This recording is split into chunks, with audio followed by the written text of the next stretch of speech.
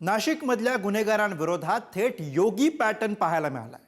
नाशिकच्या सातपूर गोळीबार प्रकरणातल्या मुख्य आरोपीच्या अनधिकृत बांधकामावर अखेर मनपानं हातोडा चालवला। पण डोळ्यांदेखत अनधिकृत बांधकाम होत असताना अधिकारी याकडे कसं दुर्लक्ष करतात आणि सर्वसामान्यांच्या पैशांचा कसा चुराडा होतो, हा प्रश्न आता समोर आला आहे। बघूयात हा स्पेशल रिपोर्ट।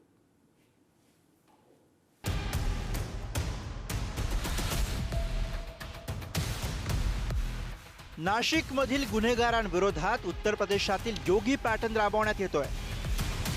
सातपूर गोळीबार प्रकरणातील आरोपी लोंढे पिता पुत्राच्या अनधिकृत बांधकामावर बुलडोझर चालवलाय। नाशिक महानगरपालिका प्रशासन आणि पोलिसांनी संयुक्त मोहीम राबवत कारवाईचा बडगा उगारलाय। भल्या पहाटे मनपाचा अतिक्रमण विभाग लोंढेच्या अनधिकृत मालमत्ता जमीनदोस्त करण्यासाठी दाखल झाला। 300हून अधिक मनपाचं मनुष्यबळ तर 200हून अधिक पोलिसांच्या उपस्थितीत हातोडा पडला। सातपूर येथील गोळीबार प्रकरणामध्ये आरोपी असलेल्या लोंढेंच्या घरांवर कारवाई केली जाते।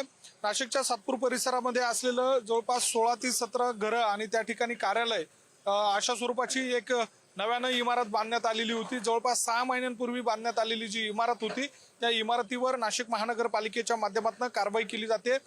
बेकायदा इमारत या ठिकाणी निर्माण करून त्या ठिकाणी वास्तव्यासाठी देणं असेल किंवा त्यासोबतच कार्यालयाच्या माध्यमातून अनेकांना त्या ठिकाणी गैरकृत्य करण्याच्या संदर्भामध्ये या इमारतीचा बांधकामासाठी इमारतीचा वापर होऊ शकतो अशा स्वरूपाचा पोलिसांना देखील संशय होता। नाशिकच्या सातपूर इथल्या गोळीबार प्रकरणात रिपाई आठवले गटाचा नेता प्रकाश लोंढे, मुलगा भूषण लोंढे आणि भाऊ दीपक लोंढेवर गुन्हा दाखल करण्यात आलाय। लोंढेनं नंदिनी नदीच्या काठावर पूर रेषेत अनधिकृतपणे 2 मजली इमारत उभारली होती। या इमारतीत लोंढेचं कार्यालय होतं, तसंच यातले फ्लॅट हे भाडे तत्वावर देण्यात आले होते। याशिवाय या अनधिकृत इमारतीवर अनधिकृत होर्डिंग्सद्वारे जाहिरातीमधून सुद्धा लोंढे कमाई करत होता। ही जी बिल्डिंग आहे टाउन प्लॅनिंग विभागामार्फत श्री लोंढे यांच्या नावाने ही नोटीस आम्ही जारी केलेली आहे। पोलीस विभागामार्फत पण तक्रार प्राप्त झालेली होती। टाउन प्लॅनिंग विभागाकडे परवानगी घेतली जाते, त्यासाठी ऍप्लिकेशन केलं जातं। तसंही कुठलंही ऍप्लिकेशन आमच्याकडे करण्यात आलेलं नव्हतं आणि मालकी हक्काचे पण कुठलेही पुरावे आम्ही नोटीस दिल्यानंतर सादर करण्यात आलेले नाही। परवानगी घेतली होती का ही बिल्डिंग बांधताना? नाही, याला बिल्डिंगला कुठली पण परवानगी घेण्यात आलेली नव्हती। ही संपूर्णपणे अनधिकृत बिल्डिंग होती।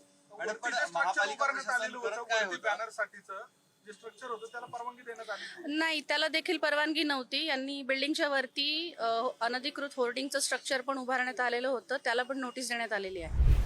लोंढेच्या या एकाच मालमत्तेवर कारवाईचा बडगा उगारण्यात आलेला नाही, तर लोंढेच्या ज्या घरात भुयार आढळून आलं त्यावर सुद्धा हातोडा चालवला जाणार आहे। कारण याच घरातील भुयाराचा वापर गुन्हेगारी कृत्यासाठी होत असल्याचं पोलीस तपासात समोर आलंय। याशिवाय लोंढेच्या मदतीनं वसवलेली झोपडपट्टी सुद्धा येत्या महिन्याभरात हटवण्यात येणार आहे। त्यामुळे थेट गुन्हेगारांवर कारवाई करून न थांबता त्यांचे अड्डेच या निमित्तानं उद्ध्वस्त करण्याची कारवाई केली जाते। सातपूरमध्ये जो गोळीबाराचा प्रकार झाला होता आणि त्याच्यामध्ये प्रकाश लोंढे आणि त्यांच्या गँगच्या विरुद्ध जी काही कारवाई करण्यात आलेली आहे त्याचाच पुढचा भाग म्हणून त्यांनी जी अनधिकृत इमारत या ठिकाणी उभा केलेली होती। सकृतदर्शीने असं दिसलेलं आहे की त्या भुयारामधून आम्हाला 2 लोखंडी कुऱ्हाडी आणि 1 चाकू अशा पद्धतीचं त्या ठिकाणी मुद्देमाल मिळालेला आहे। आणि सकृतदर्शीने अजून पण त्याविषयी कन्क्लुझिव्हली सांगता येत नाही, कारण तसा कोणी तक्रारदार अद्यापर्यंत समोर आलेला नाही। मात्र त्या ठिकाणी लोकांना दबावानं त्यांचं अपहरण करणे असेल किंवा त्या ठिकाणी त्यांच्या दबावाने जे काही गैरकृत्य करणं असेल अशा उद्देशांसाठी या पद्धतीच्या भुयाराचा वापर केला जात होता असं सकृतदर्शीने आतापर्यंतच्या तपासात निष्पन्न झालं। सातपूर इथल्या बार बळकावण्याच्या प्रयत्नात केलेल्या गोळीबारात लोंढे कुटुंब आरोपी आहे। प्रकाश लोंढे आणि त्याचा मुलगा दीपक लोंढे हे अटकेत आहेत, तर दुसरा मुलगा भूषण लोंढे फरार आहे। खरं तर लोंढेने उभारलेली ही इमारत अनधिकृत आहे हे माहीत असून सुद्धा मनपा अधिकाऱ्यांना दुर्लक्ष का केलं? याआधीच या इमारतीवरती हातोडा चालवण्याची हिंमत पालिकेनं का केली नाही? मुख्यमंत्री देवेंद्र फडणवीसांनी कडक कारवाईचे आदेश दिल्यानंतरच पोलीस जागे होणार का, हा प्रश्न उपस्थित होतोय।